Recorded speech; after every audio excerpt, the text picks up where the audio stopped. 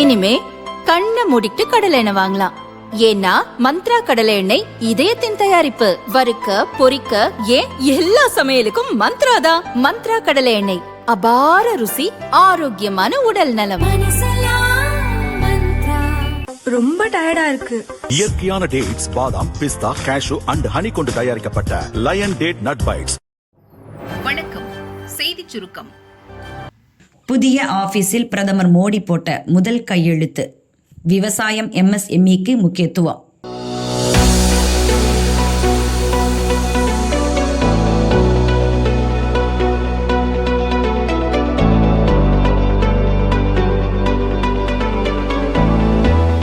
Central Vista திட்டத்தில் டெல்லியில் மத்திய அரசு அலுவலகங்கள் புதுப்பிக்கப்பட்டு வருகின்றன. புதிதாக பிரதமர் அலுவலகமும் கட்டப்பட்டுள்ளது. இந்த நவீன கட்டிடத்திற்கு சேவா தீர்த்தம் என பெயரிடப்பட்டுள்ளது. அதாவது சேவைகளை வழங்கும் புனித இடம் என்று பொருள். இந்த வளாகத்தில் பிரதமர் அலுவலகம், அமைச்சரவை செயலகம், தேசிய பாதுகாப்பு ஆலோசகர் அலுவலகம் மற்றும் விருந்தினர்கள் வரவேற்க உயர்மட்ட பேச்சுவார்த்தைகள் நடத்த இந்தியா ஹவுஸ் ஆகியவை உள்ளன. புதிய கட்டிடத்தை பிரதமர் மோடி திறந்து வைத்தார்.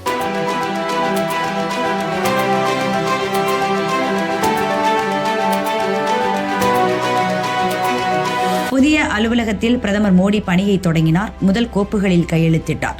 அதில் முக்கியமாக விவசாயிகளுக்கான வேளாண் உள்கட்டமைப்பு நிதி 1 லட்சம் கோடியிலிருந்து 2 லட்சம் கோடியாக டபுள் ஆக்கப்பட்டது.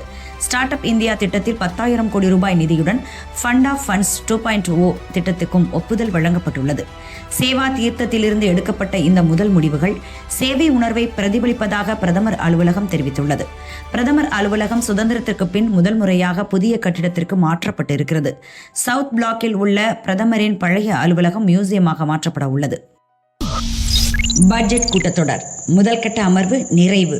பார்லிமெண்ட் பட்ஜெட் கூட்டத்தொடர் கடந்த ஜனவரி 28ஆம் தேதி ஜனாதிபதி திரௌபதி முர்மு உரையுடன் துவங்கியது. பிப்ரவரி 1 2026-27ஆம் ஆண்டுக்கான மத்திய பட்ஜெட் தாக்கல் செய்யப்பட்டது. தொடர்ந்து கூட்டத்தொடரில் சீன ஆக்கிரமிப்பு, இந்திய அமெரிக்க வர்த்தக ஒப்பந்தம் என பல்வேறு பிரச்சனைகளை எழுப்பி எதிர்க்கட்சிகள் தொடர்ந்து அமளியில் ஈடுபட்டன.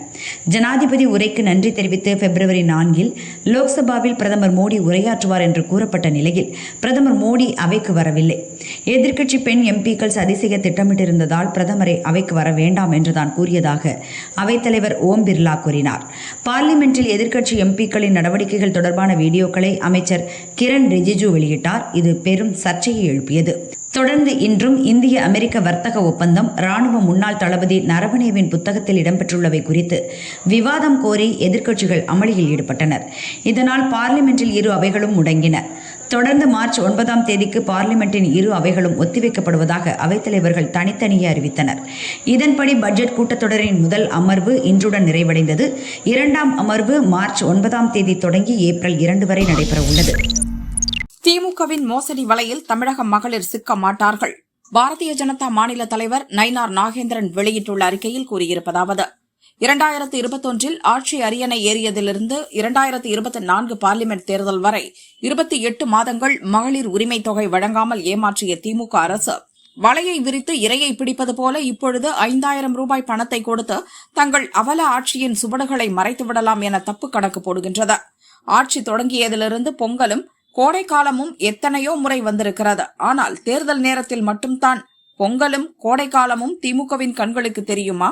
உண்மையில் பொங்கலுக்கான 3,000 ரூபாயும் கோடைக்கால தொகை 2,000 ரூபாயும் மக்கள் நலனுக்காக கொடுக்கப்பட்ட தொகை அல்ல. தேர்தல் தோல்வி அச்சத்தில் கொடுக்கப்பட்ட அச்சார தொகையே.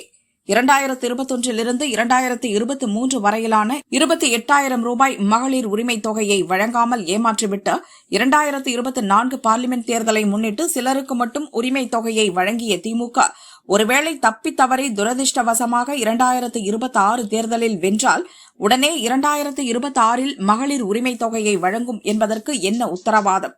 சொல்லப்போனால் திமுகவின் திட்டமே தற்போது 5,000 ரூபாய் வழங்கி அதையும் இதையும் செய்து குட்டிக்கரணம் அடித்து சட்டமன்ற தேர்தலில் ஜெயித்து விட்டால் முன்பு செய்தது போல 3 ஆண்டுகள் வரை உரிமை தொகையை கொடுக்காமல் ஏமாற்றிவிட்டு 2029 பார்லிமெண்ட் தேர்தல் நெருங்கியதும் மீண்டும் பணத்தை கொடுத்து மக்களை ஏமாற்றலாம் என்பதுதான். இந்த மோசடி திட்டத்தை நம்புவதற்கு தமிழக மகளிர் முட்டாள்கள் அல்ல. அதிமுக பொதுச் செயலாளரும் சட்டமன்ற எதிர்க்கட்சி தலைவருமான எடப்பாடி பழனிசாமி மகளிர் உரிமை தொகையாக 2,000 ரூபாய் வழங்கப்படும் என்று அறிவித்ததை ஈயடித்தான் காப்பி அடித்து சுய கண்டுபிடிப்பு போல பெருமை பேசும் திமுகவின் வலையில் சிக்க மாட்டார்கள். தேசிய ஜனநாயக கூட்டணி ஆட்சி அமைத்தால் உறுதியாக தொடர்ந்து உரிமைத் தொகை வழங்கப்படும் என்பதை மகளிர் நன்கு அறிவர். 25,000 ரூபாய் வழங்காமல் ஏமாற்றிய திமுக அரசிற்கு வரும் தேர்தலில் ஏமாற்றத்தையே பரிசளிப்பர் என நயினார் நாகேந்திரன் தெரிவித்தார். தேர்தலுக்காக புதிய கரடியை விட்டிருக்கிறார் ஸ்டாலின். அரசு பணத்தில் ஓட்டு சேகரிப்பு. புதிய தமிழகம் கட்சி நிறுவனர் கிருஷ்ணசாமி வெளியிட்டுள்ள அறிக்கையில் கூறியிருப்பதாவது: மகளிருக்கு 5,000 ரூபாய் கொடுத்திருப்பது தேர்தலுக்கான வித்தை என்று புதிய தமிழகம் கட்சி தலைவர் கிருஷ்ணசாமி தெரிவித்துள்ளார். அவரது அறிக்கை: திமுக ஆட்சியின் குறைபாடுகள், முறைகேடுகள், மக்களின் அதிருப்தியும் சட்டமன்ற தேர்தலில் நிச்சயம் எதிரொலிக்கும் என்ற சூழலில் அதனை மடைமாற்றம் செய்வதற்காக 5,000 ரூபாய் உரிமைத் தொகை என்ற நடவடிக்கையை திமுக அரசு எடுத்துள்ளது. மழை, புயல், வறட்சி, இயற்கை பேரிடர் காலங்களில் நிவாரணத் தொகை வழங்குவதுண்டு. ஆனால் கோடைக்கால நிவாரணம் என்று புதிய கரடியை விட்டிருக்கிறார் ஸ்டாலின். தேர்தல் வாக்குறுதியை நிறைவேற்ற தவறியதை மூடி மறைக்க வார்த்தை ஜாலங்கள் மூலம் அரசு பணத்தை வாக்காளர்களுக்கு விநியோகம் செய்கிறார்கள். தமிழக மக்கள் ஏமாந்துவிட மாட்டார்கள். இந்த அறிவிப்பு எவ்வித தாக்கத்தையும் ஏற்படுத்தாது என கிருஷ்ணசாமி கூறியுள்ளார். விஜய் பிரச்சாரத்தில் அசம்பாவிதம். சேலம் கூட்டத்தில் ஒருவர் பலி. சேலம் சீலநாயக்கன்பட்டி கேவிபி கார்டன் உள் வளாகத்தில் தவிக தலைவர் விஜய் கலந்து கொண்ட நிர்வாகிகள் சந்திப்பு தேர்தல் பிரச்சார கூட்டம் நடந்தது. கூட்டத்தில் மொத்தம் 5,000க்கும் குறைவானவர்கள் அனுமதிக்கப்பட்டனர். கூட்டத்தில் நாற்காலிகள் எதுவும் போடப்படவில்லை. கடும் வெயிலில் கூட்டத்திற்கு வந்திருந்தவர்கள் 3 மணி நேரத்திற்கும் மேலாக நின்று கொண்டிருந்தனர். இந்த நிலையில் கூட்டத்தில் இருந்த நபர் ஒருவர் திடீரென வலிப்பு ஏற்பட்டு கீழே மயங்கி விழுந்தார். அவரை உடனடியாக அங்குள்ளோர் மீட்டு மருத்துவமனைக்கு அனுப்பி வைத்தனர். ஆனால் மருத்துவமனைக்கு கொண்டு செல்லும் வழியிலேயே அந்த நபர் உயிரிழந்தார். அவர் மகாராஷ்டிராவைச் சேர்ந்த வெள்ளிப்பட்டறை தொழிலாளியான சுராஜ், வயது 37 என்பது விசாரணையில் தெரிந்தது. இதுகுறித்து தவிக இணை பொதுச் செயலாளர் CTR நிர்மல்குமார் வெளியிட்டுள்ள அறிக்கையில் தெரிவித்திருப்பதாவது: இன்று தவிக சார்பில் சேலத்தில் நடைபெற்ற கூட்டத்தை காண வந்த சூரஜ் என்ற இளைஞர் திடீர் உடல்நலக் குறைவால் மயங்கியுள்ளார். அவருக்கு உடனடியாக முதலுதவி செய்யப்பட்டு கழக நிர்வாகிகள் சரியான நேரத்தில் மருத்துவமனைக்கு கொண்டு சென்றனர். ஆனால் மாரடைப்பால் சூரஜ் மரணமடைந்தது வேதனை அளிக்கிறது. இளைஞர் சூரஜின் இந்த எதிர்பாராத மரணத்திற்கு எங்களது ஆழ்ந்த இரங்கலை தெரிவித்துக் கொள்கிறோம் என அதில் தெரிவிக்கப்பட்டுள்ளது. பாறையை அரைத்து தோளாக்கி பாதரசத்தில் கழுவினால் தங்கம். நீலகிரிக்கு படையெடுக்கும் கும்பல். நீலகிரி மாவட்டம் தேவாலா, பந்தலூர் பகுதிகளில் தங்க படிமங்கள் இருப்பது கடந்த 1831 கண்டறியப்பட்டது. லண்டனைச் சேர்ந்த ஹூகேனின் என்பவர் ஆல்பா கோல்ட் மைனிங் கம்பெனி தொடங்கினார். அங்கே சுரங்கப்பாதைகள் அமைத்து தங்கத்தை வெட்டி எடுத்துச் சென்றனர். 1893க்கு பிறகு நீலகிரியில் தங்க படிமத்தின் அளவு குறைந்தது. தங்கம் எடுப்பதற்காகும் செலவு அதிகமானதால் சுரங்கப்பாதைகள் மூடப்பட்டது. தொடர்ந்து 1901 மீண்டும் தங்கம் எடுக்க முயற்சி நடந்தது. ஆனால் திட்டம் கைவிடப்பட்டது. அதன் பிறகு பெரிய அளவில் தங்க படிமம் எடுக்கும் பணி தொடங்கப்படவில்லை. நீண்ட இடைவெளிக்கு பிறகு இப்போது சட்டவிரோதமாக சுரங்கம் தோண்டப்படுகிறது. தங்கம் விலை உச்சத்தை தொட்டுள்ள நிலையில் நீலகிரியில் பல கும்பல்கள் முகாமிட்டுள்ளன. கைவிடப்பட்ட தங்க சுரங்கங்களை தேடிச் செல்கின்றனர். நாடுகாணி, தேவாலா, கைத்தகொல்லி, பொன்வயல், காட்டிமட்டம், கிளன்ராக் பகுதிகளில் சுமார் 5,000க்கும் மேற்பட்ட சட்டவிரோத சுரங்க குழிகள் தோண்டப்பட்டுள்ளது. அங்கே தங்க படிமங்கள் எடுக்கப்பட்டு வருகிறது. இந்த சட்டவிரோத தங்க சுரங்க குழிகளில் சிக்கி மூச்சு திணறல், மண் மற்றும் பாறைகள் சரிந்து பலர் இறந்துள்ளனர். தங்க படிமம் எடுக்க சுமார் 80 முதல் 200 அடி வரை சுரங்க குழிகள் அமைத்து மண் மற்றும் கற்களை மேலே கொண்டு வருகின்றனர். கற்களை அரைத்து துகள்களாக மாற்றி பாதரசம் மூலம் தங்க படிமங்களை பிரித்து எடுத்து விற்பனை செய்கின்றனர். இந்த செய்முறையின் போது நீரோடைகளில் பாதரசத்தை கலப்பதால் இந்த தண்ணீரை குடிக்கும் மனிதர்கள் மற்றும் வன விலங்குகளுக்கு உடல்நல பாதிப்புகள் ஏற்படுகிறது. தேவாலா, காட்டிமட்டம் என்ற இடத்தில் புதிதாக 100கணக்கான சுரங்க குழிகள் அமைத்து தங்க படிமங்கள் எடுக்கப்பட்டு வருகிறது. இதில் தேவாலா பகுதியைச் சேர்ந்த 4 பேர் இரவு பகல் என சுழற்சி முறையில் 120க்கும் மேற்பட்டோரை பணியில் ஈடுபடுத்தி தங்கம் எடுத்து வருவதாக கூறப்படுகிறது. இதுகுறித்து போலீசுக்கு ரகசிய தகவல் சென்ற நிலையில் கூடலூர் RDO குணசேகரன், தாசில்தார் முத்துமாரி தலைமையிலான அதிகாரிகள் அங்கு ஆய்வு நடத்தினர். காட்டிமட்டம் பகுதியில் மட்டும் 50 தங்க சுரங்க குழிகள் அமைத்துள்ளது தெரியவந்தது. இந்த குழிகளை மூடும் பணி மேற்கொள்ளப்பட்டது. அத்துடன் பகல் மற்றும் இரவு நேரங்களில் வனத்துறையினர் ட்ரோன் கேமரா மூலம் கண்காணிக்க முடிவு செய்துள்ளனர்.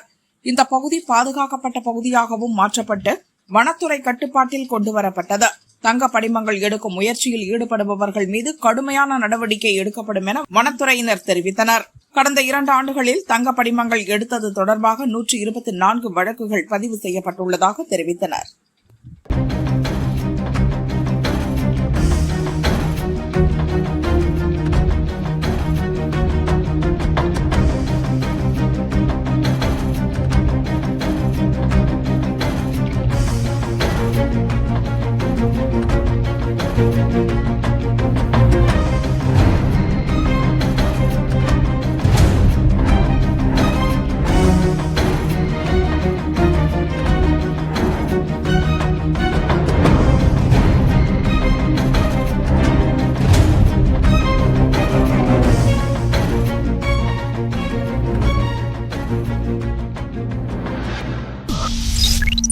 ஜூலை 4, 5 தேதிகளில் ஆசிரியர் தகுதி தேர்வு.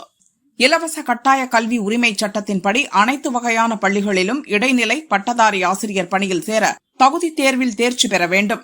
இந்த டெட் தேர்வு மொத்தம் 2 தாள்களை கொண்டது. முதல் தாளில் தேர்ச்சி பெறுபவர்கள் இடைநிலை ஆசிரியராகவும், 2ஆம் தாளில் தேர்ச்சி பெறுபவர்கள் பட்டதாரி ஆசிரியராகவும் பணிபுரியலாம். தமிழகத்தில் ஆசிரியர் தேர்வு வாரியம் மூலம் டெட் தேர்வு நடத்தப்படுகிறது.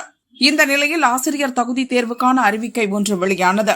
அதன்படி ஜூலை 4, 5 தேதிகளில் டெட் தேர்வு நடைபெறும் என்ற உத்தேச அட்டவணையை ஆசிரியர் தேர்வு வாரியம் வெளியிட்டுள்ளது. ஜூலை 4 தேதி முதல் தாள் தேர்வும், ஜூலை 5 தேதி 2ஆம் தாள் தேர்வும் நடைபெற வாய்ப்புள்ளதாக தெரிவிக்கப்பட்டுள்ளது. பிப்ரவரி 18 முதல் தேர்வுக்கு விண்ணப்பிக்கலாம் என்றும், விண்ணப்பம் சமர்ப்பிக்க கடைசி நாள் ஏப்ரல் 10 தேதி என்றும் தெரிவிக்கப்பட்டுள்ளது. தேர்வு கட்டணம் உள்ளிட்ட கூடுதல் விவரங்களை www.trb.tn.gov.in என்ற இணையதளத்தில் தெரிந்து கொள்ளலாம். பனையூர் பண்ணையாரே ஓரமா போய் விளையாடுங்க. பனையூர் பண்ணையாரே என நடிகரும் தாவேக தலைவருமான விஜயை அதிமுக கடுமையாக விமர்சித்துள்ளது. இதுகுறித்து அதிமுக தமது அதிகாரப்பூர்வ எக்ஸ் வலைத்தளத்தில் வெளியிட்ட பதிவு. நீங்க தனியாவா வந்தீங்க?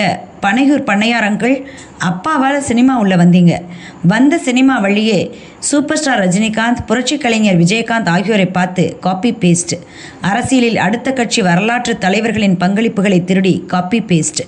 இப்படி அடுத்தவர் குதிரையில் சவாரி செய்யும் நீங்க எப்படி ஒரிஜினல் ஆவீங்க? யாரோ எழுதி கொடுத்ததை ஆக்ஷன் என்று சொன்னதும் அடிமாறாமல் ஒப்பித்துள்ளார் பனையூர் பண்ணையார் நடிகர் விஜய். சொந்தமாக ஒரு வரியையே பேச தெரியாதவர் அடுத்தவர் வரலாற்றை பற்றி கேள்வி கேட்கலாமா? கோவில் வாசலில் உடைக்கப்படும் தேங்காய் சில்லுகளை பொறுக்கி எடுப்பது போல மற்ற கட்சிகளில் இருந்து தூக்கி எறியப்பட்டவர்களை சேர்த்து கொண்டு கட்சி என்ற பெயரில் ஒரு வாட்ஸ்அப் குழுவை நடத்தி கொண்டிருக்கும் நீங்கள் அடுத்த கட்சிகளை கலைத்துவிட்டு வாருங்கள் என்று சவால் விடுவது சிரிப்பாக உள்ளது. உங்களுக்கு அரசியல் புரிதலோ வரலாறோ இல்லை என்பதற்காக எங்கள் இயக்கத்தின் தலைவர்களை இரவல் பெற்று ஸ்டிக்கர் ஒட்டிக்கொண்டு திரிபவர்தானே நீங்கள். எங்கள் ஈவேரா பெயரில், அண்ணாதுரை பெயரில், எம்ஜிஆர் பெயரில் சவாரி செய்வதை நீங்கள் நிறுத்துங்களேன் பார்ப்போம். ஜெயலலிதாவின் ஆட்சி அமைய அணிலாய் இருந்ததாக சொல்லிய உங்களை மிகப்பெரிய துயரத்தின் போது 41 பேர் மரித்த போது பேசக்கூடாது என்ற அரசியல் பண்போடுதான் இபிஎஸ் நாகரிகத்தோடு நடந்து கொண்டார். அப்புறம் பனையூர் பண்ணையாரே, இந்த FDFS டிக்கெட் எல்லாம் 2000 ரூபாய்க்கு விற்பதெல்லாம் கொள்ளை இல்லைங்களா? அப்படி பார்த்தா உங்களுக்கு ஒரு 30 வருஷ கொள்ளை அனுபவம் இருக்குதானே. கொஞ்சம் ஓரமாக போய் விளையாடுங்க போங்க அங்கிள் என அதிமுக விமர்சித்துள்ளது.